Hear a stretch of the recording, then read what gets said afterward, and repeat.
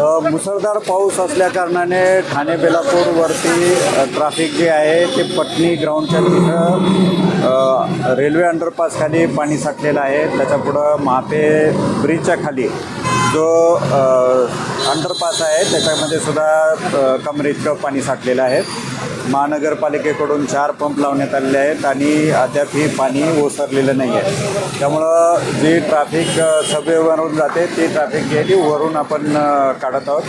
वाहतूक संथ गतीनं आहे. मात्र वाहतुकीचं नियमन करण्यासाठी इथं एक DCP 4 PI पोलीस स्टेशनचे वाहतूक शाखेसोबत इथं वाहतूक व्यवस्थापनाचं काम करत आहेत. त्यामुळं वाहतूक सुरळीत म्हणण्यापेक्षा संथ गतीनं चालू आहे.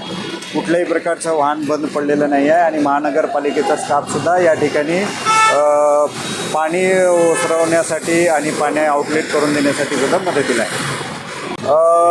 गव्हाण फाटा इथं जे आहे जैन पेठेकडे जाणारा रस्ता आहे त्या रस्त्यावरती अटल सेतूकडेही जातो तो रस्ता, त्या रस्त्यावरती पाणी मोठ्या प्रमाणावरती साठलेलं आहे.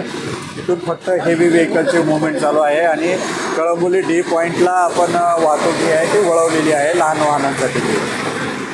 त्याचप्रकारे पटणी ग्राउंड येथे सुद्धा जे आहे अंडरपासमध्ये पाणी असल्याकारणानं पटणी ग्राउंडकडून आपण डायरेक्ट मुलुंडकडं ट्रॅफिक त्या दिशेला सुद्धा वळवलेली आहे.